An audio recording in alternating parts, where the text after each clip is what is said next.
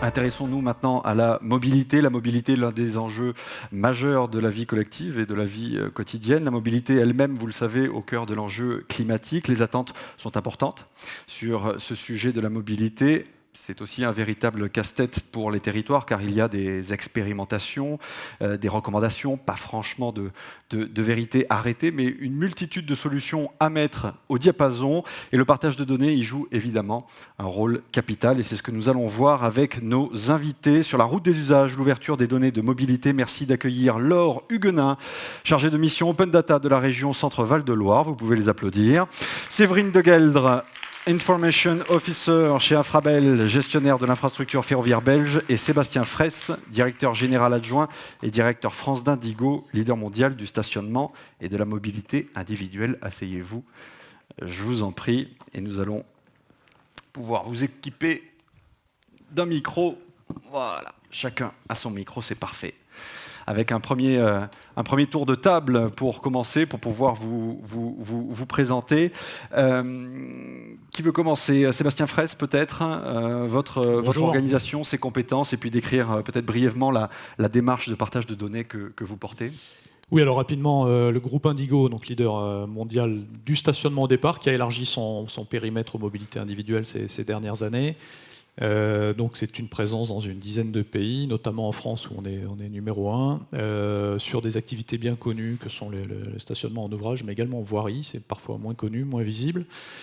Et s'agissant alors de l'activité en France, c'est à peu près 2000 collaborateurs, 430 000 places de stationnement, une présence dans un peu plus de 150 villes, donc c'est effectivement beaucoup de sujets. Et puisqu'on parle de données, effectivement, on a fait nous une double focale s'agissant du partage de données. On en a une qui est liée complètement aux relations que nous avons avec les villes dans lesquelles nous opérons, puisque que ce soit pour des raisons purement commerciales ou parfois même contractuelles, de manière basique, on leur doit un certain nombre de données qu'on essaie d'enrichir, de progressivement mettre en forme, d'améliorer les choses, puisque les choses vont vite. Et puis on a petit à petit, on s'est rendu compte que nos données intéressaient d'autres opérateurs, d'autres acteurs de la mobilité, que ce soit des entreprises qui sont dans le domaine, par exemple, de la navigation, des choses comme ça. Et on s'est rendu compte qu'on avait peut-être chez nous les moyens d'apporter notre pierre à l'édifice. Et on s'est un petit peu organisé. Voilà. Donc vraiment deux focales très différentes, orienté service aux collectivités d'une part, et puis grand public, ou en tout cas grand compte et grand public d'autre part. Séverine de Geldre, quand on a beaucoup de données également comme vous, quand on est gestionnaire de l'infrastructure ferroviaire belge, ce qui est le cas d'Infrabel, ça intéresse beaucoup de monde également. Oui, donc on avait quand même déjà pas mal de demandes pour certaines données. Il y avait déjà des informations qu'on publiait sur notre site web, mais de façon plus en document, j'ai envie de dire. Et donc, suite à cette demande et à l'évolution de la législation belge, on a décidé d'ouvrir nos données en open data avec Open Data Soft. Laure Huguenin, pour la région Centre-Val de Loire, ça fait longtemps que vous êtes dans le partage de données? Alors, non, assez peu finalement. Je suis arrivée à la région Centre-Val de Loire donc il y a 18 mois à peu près. La région ayant décidé en 2017 de se lancer dans une démarche open data qui s'est concrétisé fin 2018 par l'ouverture d'un portail Open Data avec une solution Open Data Soft, mais avec une ambition qui va un peu au-delà de l'unique publication de ces données sur un portail, puisque cette démarche est également liée à des expérimentations, à l'accompagnement des collectivités, de l'ensemble des collectivités de la région à cette démarche Open Data, et puis s'appuyer aussi sur le portail pour aller un petit peu au-delà en publiant des banques de données territoriales pour améliorer la diffusion de l'information, là, plus statistique publique. Si on le met dans la perspective du projet de loi mobilité, ça fait donc longtemps, hein, vous avez de l'avance comparé peut-être à d'autres. Ce projet de loi d'orientation des mobilités qui a été adopté en nouvelle lecture par l'Assemblée nationale le 17 septembre dernier, le texte est réexaminé, je crois, aujourd'hui même au Sénat, hasard du calendrier. Si les députés et sénateurs ne s'accordent toujours pas, c'est l'Assemblée nationale qui aura le dernier mot. Cette loi qui exige entre autres donc l'ouverture de données nécessaires au développement de services numériques de mobilité. Elle désigne les autorités organisatrices de mobilité comme responsables de la fourniture de ces données via un point d'accès national, fameux PAN, transportdatagouv.fr. Et vous, région Centre-Val de Loire, vous n'avez pas attendu cette loi justement, comme vous l'expliquez, pour publier des données de mobilité sur votre portail Open Data et notamment des informations sur la régularité des trains, on y reviendra. Tout à fait. C'est vrai que dans les premiers jeux de données qui ont été publiés lors de l'ouverture du portail, il y a eu un gros focus sur la mobilité, avec des jeux de données sur la ponctualité qu'on verra un petit peu plus tout à l'heure, et puis nos collègues de la direction des transports et de la mobilité durable qui ont immédiatement travaillé sur le point d'accès national et qui travaillent actuellement aussi comme étant offreurs de services pour l'ensemble des AOM de la région, se proposant de publier pour le compte de tous les AOM les données sur le PAN pour essayer aussi, là aussi, d'agréger, de massifier et de rendre un peu plus accessibles ces informations de mobilité. Donc c'est vrai que les services en étaient saisis un petit peu en amont. Très concrètement, quel type d'informations, quel type de données, grâce à la législation, vous allez pouvoir mettre à disposition? Alors, elles sont nombreuses et complexifient très fortement le travail des collègues. Aujourd'hui, bien, on est sur les données un peu obligatoires autour des données pour lesquelles nous avons la compétence, c'est-à-dire les transports urbains et interurbains, qui vont être là publiées dans leur intégralité à partir de la fin de l'année. Et puis, on réfléchit d'ores et déjà au covoiturage. La région souhaite se saisir de ces informations-là, va l'appuyer sur une plateforme qui s'appelle JV Balin, aujourd'hui une plateforme de service auprès des voyageurs, va faire un appel à intérêt pour les grands pourvoyeurs d'informations de covoiturage. On va s'intéresser en premier temps à ceux qui ont vraiment une offre de service importante. Et puis là aussi, en termes de méthode et de mise en œuvre, on va d'abord travailler sur les aires de covoiturage officielles, donc mises en œuvre par les collectivités. Et puis on prendra les problèmes ensuite au fil de l'eau, enfin les sujets, pardon, mais qui sont aujourd'hui considérés, c'est vrai, par un certain nombre de collègues comme des gros points d'interrogation. Sébastien Fraisse, la loi mobilité concerne aussi les opérateurs de transport privés produisant des données pouvant servir au déploiement de services d'information voyageurs. Indigo fournit aujourd'hui des données de stationnement aux villes. Vous en avez parlé dans le cadre d'une prestation de service. Comment est-ce que votre entreprise se met en ordre de marche pour répondre aux obligations de la loi en matière d'ouverture de données à l'ensemble du public cette fois-ci ? Alors effectivement, c'est un sujet, sans être complètement nouveau pour lui, mais qui s'inscrit, c'est vrai, dans la continuité. On a, au niveau de la fédération, donc qui pilote un peu au niveau du secteur du stationnement en France, on a constitué un atelier très vite pour se mettre un peu d'accord sur le type de données qu'il fallait mettre à disposition. La difficulté étant que les données sont foisonnantes, il y en a, c'est pléthorique, qu'elles n'ont pas toutes la même valeur vis-à-vis justement d'un service à l'usager. La donnée principale sur laquelle nous sommes attendus, évidemment, au-delà des données statiques de référencement d'ouvrages ou de solutions en voirie, bien entendu, c'est la disponibilité de ces offres de stationnement, disponibilité en parking. Donc nous y travaillons pour mettre ça à disposition, sachant que dans le même temps, nous continuons de progresser dans les services que nous offrons aux villes à travers, là encore, énormément d'informations que nous mettons progressivement en forme, avec leur concours, de manière un peu itérative. Je crois que tout le monde apprend aussi en marchant, c'est un peu le propre de cette démarche, que de ne pas, d'accepter d'être agile et de ne pas considérer que le travail est achevé par principe.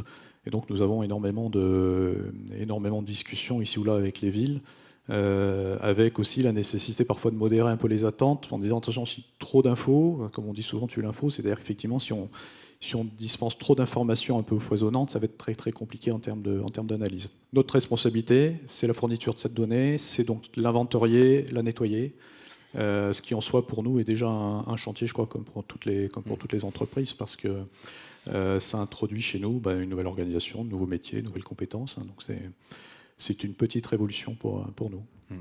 Alors, la loi mobilité est une loi française. Elle ne concerne de fait que les autorités de mobilité, opérateurs de mobilité en France. Rappelons que cette loi est la retranscription en droit français du règlement délégué européen de 2017, un règlement qui concerne Infrabel, puisqu'il demande la mise à disposition dans l'ensemble de l'Union européenne de services d'information sur les déplacements multimodaux. Est-ce que le portail Open Data d'Infrabel, qui a été lancé en avril dernier, est-ce qu'il y a eu une incidence de la part de cette réglementation sur la naissance et le développement de votre démarche, Séverine de Geldre? Alors oui, bien sûr. Alors la direction européenne a bien entendu été transcrite en droit belge. Et cette loi devait encore être mise en application via un arrêté royal. Chez vous, c'est un arrêté royal. Voilà, oui. Ça en jette. Et nous, la loi, on l'avait bien entendu déjà vue. On s'était dit que l'arrêté royal allait suivre. Donc ça a un peu catalysé les initiatives Open Data en interne, parce qu'on n'était pas encore obligé, mais on s'est dit, au moment où on sera obligé, on n'a pas envie d'agir dans l'urgence. On voulait prendre notre temps et faire ça bien. Donc c'est comme ça qu'on a commencé à... on est toujours sujet au marché public, donc on a fait un cahier des charges pour voir un peu ce qu'on allait faire en open data. On a comparé plusieurs solutions. Et l'année dernière, en octobre, donc on s'est lancé avec Open Data Soft, on a été formé au portail et on s'est mis progressivement à récolter les données dans l'entreprise. Donc c'est un projet qui est encore en fait assez jeune.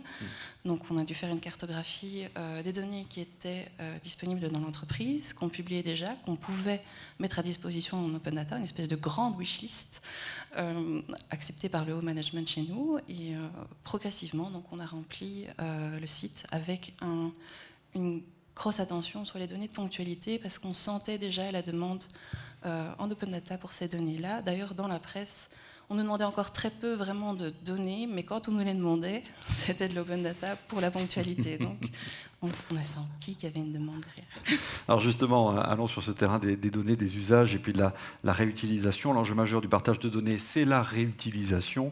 Aucune garantie que les données servent une fois diffusées, mais sans partage, comme on dit, pas d'usage. Encore faut-il que les données ouvertes soient facilement exploitables.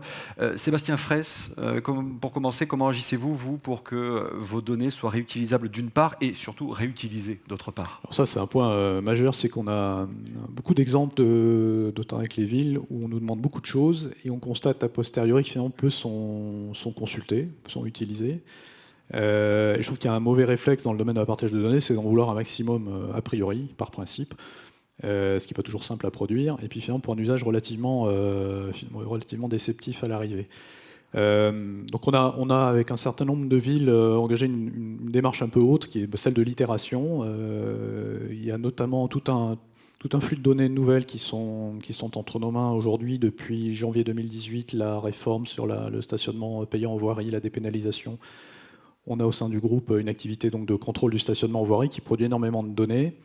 Et les villes en sont très demandeuses parce qu'elles ont, par ce biais, par les données qu'on peut leur livrer et travailler avec elles, on peut leur apporter les moyens d'avoir la confirmation que la politique de stationnement qu'elles ont choisie, qui s'inscrit pleinement dans la politique de mobilité locale, est efficace, produit les résultats attendus, souhaités. On verra tout à l'heure quelques illustrations. Mais donc vraiment là où on a, je trouve, franchi un cap, c'est quand on a réussi avec les villes à rentrer dans un dialogue vraiment itératif, constructif. Et pas simplement dans un échange, simplement on va jouer un maximum de données, et puis après on voit ce qui se passe. On voit qu'il ne se passe malheureusement pas grand-chose. Il y a un deuxième axe qui est qu'on a lancé, alors au niveau du groupe Indigo, ce qui n'est pas le plus simple, parce qu'on doit adresser à la fois la problématique française et puis les autres pays, les autres marchés qui n'ont évidemment rien à voir, que ce soit en Amérique du Nord ou par exemple en Amérique du Sud ou maintenant en Chine, à travers donc l'ouverture d'un open data du groupe, avec lequel nous travaillons donc avec Open Data Soft. Et là, effectivement, on est plutôt à essayer de construire déjà le plus petit dénominateur commun pour essayer progressivement d'enrichir. Je crois que l'ennemi de la démarche, c'est vraiment d'être trop ambitieux au départ, de vouloir trop en mettre, parce que là, plus personne s'y retrouve. Et effectivement, on est très très déçus en termes d'utilisation et finalement de valeur ajoutée collective. Séverine de Geldre, comment ça se passe au niveau d'Infrabel? Vous aussi, vous devez calmer les ardeurs des parties prenantes en termes de données, de réutilisation? Les ardeurs. Donc en fait, En Belgique, il y a un fort groupe sur tout ce qui est open data, qui est la partie belge d'Open Knowledge, qui crée plusieurs événements sur l'année. Et donc on s'est rapproché d'eux assez naturellement aussi, ne fût-ce que pour déjà sentir tout ce qui était demande de façon structurée. Parce que bon, tout ce qui est régularité des trains, ça catalyse beaucoup de sentiments et parfois beaucoup de critiques. Et on voulait réagir de façon constructive aussi. Donc voilà, donc c'est comme ça qu'on a essayé d'être le plus possible en avance, de réagir proactivement et de mettre à disposition des données. Et là, maintenant, on sent que les gens ont eu le temps d'analyser les données qu'on a mis à disposition en avril, et on commence à avoir des questions sur « oui, mais en fait, ces données-là, qu'est-ce que ça veut dire ? Comment vous les avez eues ? Qu'est-ce qu'on peut en faire ?» Et je pense qu'on a vraiment réussi à avoir un dialogue et pas des exigences qui viennent par voie de presse et des choses comme ça. Donc c'est plutôt positif comme initiative en fait. Laure Guenin, de votre côté, pour la région Centre-Val de Loire, sur quoi portent les efforts en matière de réutilisation ? Alors on essaye de jouer sur plusieurs leviers. D'abord la médiation et la data visualisation. On a vraiment pris le parti de se dire on va donner à voir pour donner envie, et que les gens s'intéressent un petit peu à ces données. C'est une première chose. Une autre chose, c'est l'intégration de toutes ces données aussi dans nos outils internes de pilotage, puisqu'on pense open data, mais la plupart des données sont aussi tout à fait très intéressantes pour les services, pour pouvoir un peu croiser les données. Ça porte aussi sur la documentation. On en a parlé un petit peu ce matin et dans les ateliers. Et ben la documentation, il faut savoir ce qu'il y a dans ces données, c'est un des facteurs clés de la réutilisation. C'est l'expérimentation. Et puis c'est aussi travailler avec ce qui se passe notamment à l'échelle nationale dans les groupes d'Open Data France sur les schémas, se conformer aux normes et aux schémas pour pouvoir là aussi produire des données qui vont être qui peuvent être croisées, comparées avec d'autres informations. Voilà en gros les axes. Et puis en termes de réutilisation, on s'oblige aussi à essayer de coller au potentiel de réutilisation, notamment par rapport aux données de transport, avec des jeux de données massifiés un peu complexes pour les grands réutilisateurs, et puis des jeux de données plus locaux et plus simples pour les utilisateurs locaux et les utilisateurs internes. Donc on va aussi essayer d'adapter ces datas aux futurs réutilisateurs. Alors justement, intéressons-nous à ces cas d'usage concrets de vos démarches. La ponctualité des trains, vous l'avez évoqué, sujet largement valorisé sur les portails d'Infrabel ainsi que le vôtre, celui de la région Centre-Val de Loire. Pourquoi est-ce que ce sujet est-il autant mis en avant et quel challenge finalement ça représente le fait de mettre à disposition de telles données ? Séverine de Gueldre, pour commencer. Alors, les données ponctualité, on mettait déjà certaines à jour sur le site web, parce que c'est une obligation, bien sûr, ça fait partie de notre contrat de gestion. Et c'est un indicateur de performance pour l'entreprise, mais pour le voyageur, ça ne reflète pas toujours le ressenti qu'on a dans son propre train. Bien sûr, c'est une mesure qui est pour nous aussi difficile à atteindre, parce que le ressenti, c'est aussi quelque chose qui est très, très subjectif, bien sûr. Mais au-delà des chiffres qu'on voulait mettre à disposition de manière structurée et donc évolutive, donc avant on faisait une page web avec les chiffres du mois. Alors peut-être qu'on peut regarder sur le grand écran, je vois qu'ici on est connecté au tableau de bord qui concerne la ponctualité globale du trafic voyageur, voilà. Donc voilà, donc ce qu'on voit ici sur l'écran, ça ressemble beaucoup à ce qu'on mettait déjà à jour sur notre site web. La grande différence maintenant, c'est que ce sont des graphiques un peu interactifs, donc on peut voir directement d'où viennent les chiffres, et surtout on voit l'évolution. Qu'avant, on avait l'année en cours et on avait rarement le recul sur plusieurs années d'affilée, et on peut les croiser aussi plus facilement. Donc oui, ce que je voulais dire aussi, donc c'est ce qu'on voit ici, ce sont surtout des statistiques, avec à chaque fois le lien vers le dataset ou le jeu de données qui reprend les informations. Ce qu'on avait mis en place plus d'un an auparavant, c'était une carte dite Mobipulse, et ça c'était le début des données journalières. Donc là on faisait une infographie avec la régularité des trains jour par par les grandes lignes qui arrivent à Bruxelles ou qui repartent de Bruxelles. On nous a demandé d'aller plus loin, bien sûr, déjà au-delà de l'infographie, de donner accès aux données qui font l'infographie. Et pour le lancement du site Open Data, on a vraiment mis les données brutes journalières avec tous les trains qui arrivent et qui partent à tous leurs arrêts, et l'horaire prévu et l'horaire réel à la seconde près. Donc ça fait énormément de données. Même moi, par exemple, ça fait énormément de données, même pour moi, à gérer. A tendance à s'y perdre. Voilà, on s'y perd un peu. Ouais. Et donc on a invité les nafteurs à venir à un hackathon pour le lancement du site, où on a mis ces données à disposition sur une assez longue période de temps, pour leur proposer justement, proposez-nous justement la façon dont vous voudriez voir la ponctualité, comment vous voudriez utiliser nos données. C'était l'occasion d'échanger sur le contenu des données, puisqu'on a d'abord aussi échangé sur comment nous on calculait les chiffres de ponctualité en accord avec le contrat de gestion. Et on a pu échanger sur les données qu'eux attendaient, qu'est-ce qu'ils voulaient en faire, quelles étaient les possibilités de ces données. Et c'était des échanges assez intéressants et d'humain à humain aussi. Et pas parce que sur les réseaux sociaux, parfois on oublie que quand on s'adresse à une entreprise, derrière il y a des êtres humains qui travaillent tous les jours pour les trains et des choses comme ça. Donc c'était aussi, je pense, intéressant des deux côtés de voir que pour nous, les utilisateurs, et pour les utilisateurs de voir l'humain derrière la plateforme. Laure Guenin, dans le challenge de la mise à disposition des données, pour vous aussi, ce qui est important, c'est d'éviter de rester dans son coin. Alors oui, comment on partage ces données? Alors ce tableau de bord de la ponctualité a vraiment été décidé dès le démarrage de la démarche Open Data. L'idée, c'était qu'est-ce qu'on peut donner à voir de ces données que la région manipule pour le partager, pour donner envie, pour comment on peut le lire. Donc c'est un challenge qui nous a été proposé par les collègues de la mobilité qui, dans le cadre de la délégation du service public de transport régional à la SNCF, récupèrent tous les mois des informations, ça s'appelle l'annexe 34, tout le monde la connaît, de la SNCF, et qui permet de voir si les trains ont respecté les taux de ponctualité qui sont conventionnellement adoptés entre la région et la SNCF. Voilà, c'est des documents qui circulent en interne. Il a été décidé de pouvoir, dans le cadre d'une publication en open data, on aurait pu juste mettre les fichiers, mais comment on donne à voir? Alors c'est très binaire, c'est vert ou c'est rouge. Hein. Soit ça respecte le taux de ponctualité, soit ça ne le respecte pas. On n'a pas fait du tout de nuance sur... Et le plus simple, c'est le mieux, non? Pardon? Le plus simple, c'est le mieux. Oui, non, mais enfin bon, voilà, on peut toujours discuter si on est à 92,7. Est-ce que, bon, tout c'est oui ou non? La démarche est un petit peu différente de ce qui nous a été présenté par Infrabel, dans le sens où là, c'est pas vraiment la ponctualité vécue du voyageur, mais c'est la ponctualité conventionnelle.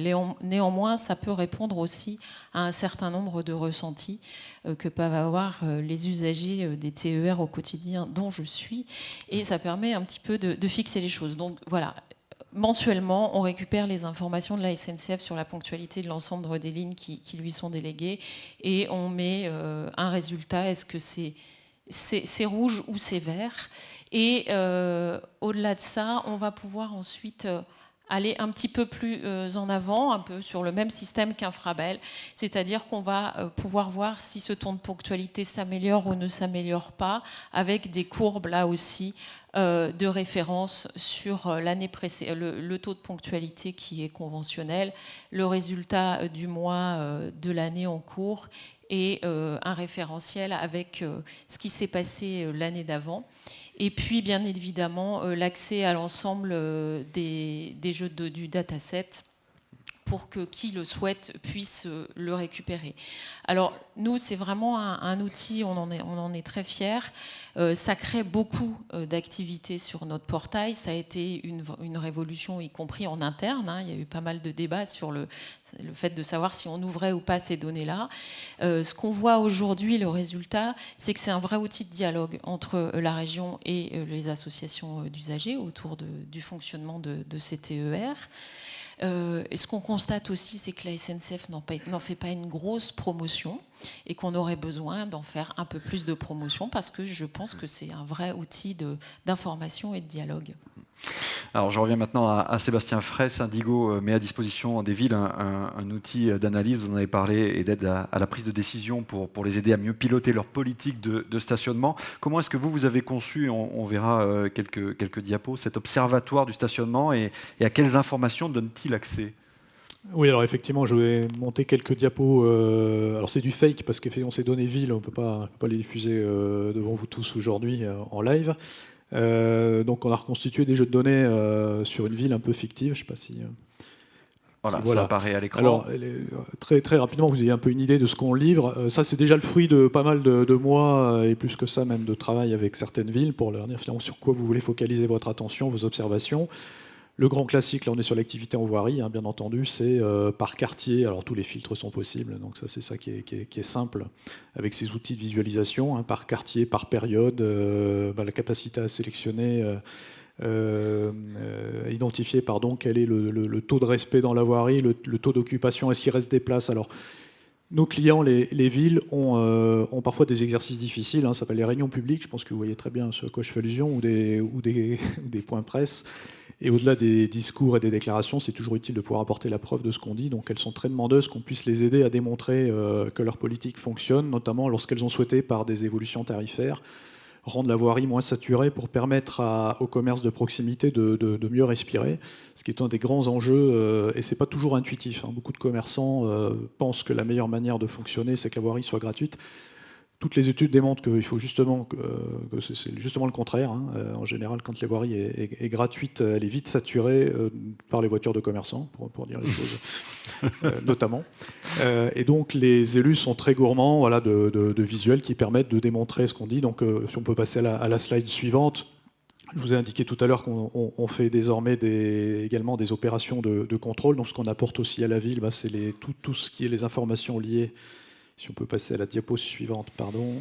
Alors, je vais peut-être le faire d'ici directement avec le petit boîtier. Je n'ai pas pris la boîte. Voilà, merci beaucoup. Et donc voilà, vous avez sur un exemple de cartographie où on peut visualiser par quartier, par micro-quartier, les taux de respect, donc combien de personnes en moyenne ont payé, quels sont les nombres de contrôles que nous avons réalisés, parce qu'évidemment, ce qu'attend également la ville de nos portails, c'est la capacité à pouvoir vérifier qu'on travaille bien, parce qu'on a aussi quelques engagements et quelques indicateurs dans nos contrats.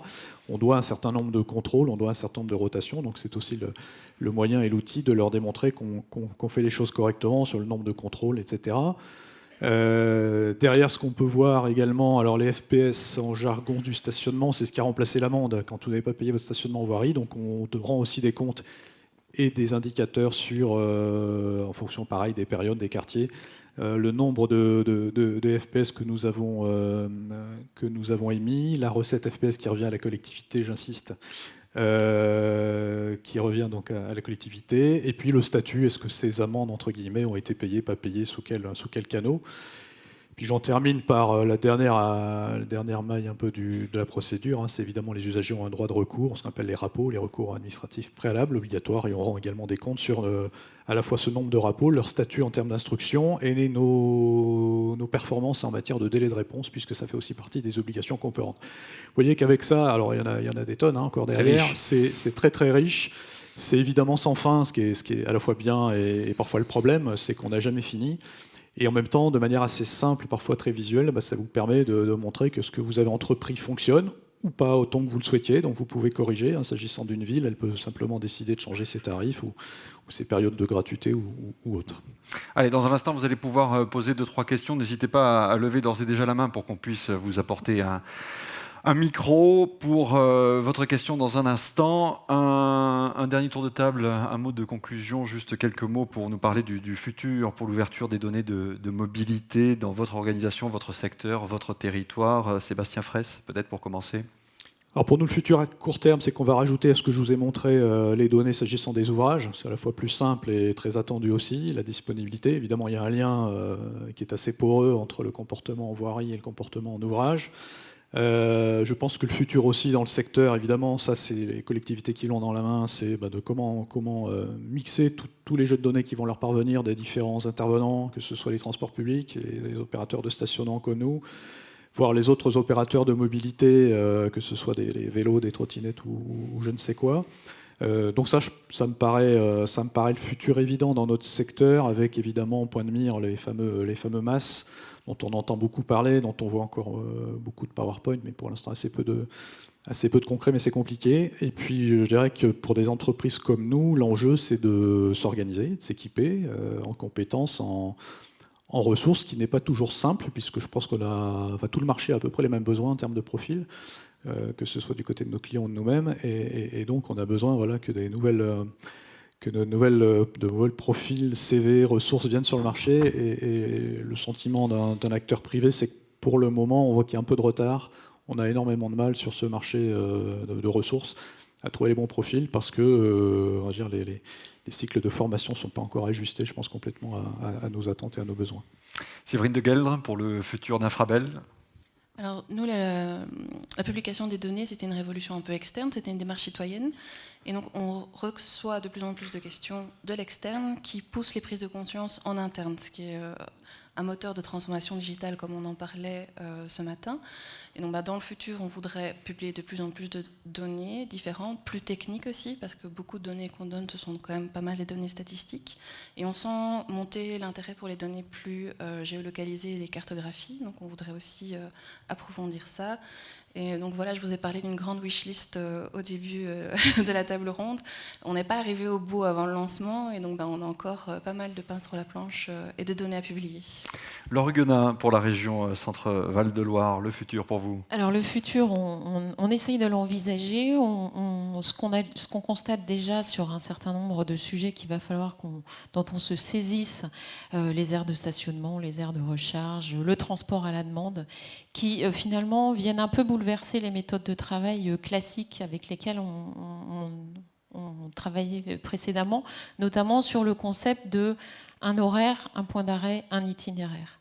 Et là, tout ça devient totalement obsolète sur les nouveaux modes de transport, notamment sur le transport à la demande, et sur lequel on a beaucoup de chantiers à mettre en œuvre en interne sur la nouvelle méthode de travail, de gestion. Transport à la demande. Transport à la demande, pardon. Oui. On parle de alors donc c'est le fait d'aller ponctuellement, selon la demande des personnes, les emmener d'un point A à un point B sur un territoire, contrairement à une ligne de bus qui va du point A à un point B avec des horaires. Là, on sort complètement des sentiers battus, avec un gros problème aussi d'information auprès des potentiels voyageurs, mais aussi des territoires qui sont souvent peu au fait des services qui peuvent être proposés. Donc aujourd'hui, on est vraiment dans une espèce de dentelle qu'il va falloir construire, et qui nécessite aussi des nouveaux modes d'organisation en interne. Évidemment. Vos questions à présent, levez la main, peut-être vous êtes déjà équipé d'un micro pour poser vos questions. Non. Ventre affamé, n'entendre plus rien, c'est ça? Non. Une question ou deux? Non. Eh bien, il est temps alors de vous remercier. Vous trois, Sébastien Fraisse pour les parkings Indigo, Séverine de Gueldre, Information Officer chez Infrabel, et Laure Huguenin, Open Data Project Manager pour la région Centre-Val de Loire. Merci à vous trois de votre présence et merci d'avoir accepté l'invitation d'Open Data Soft.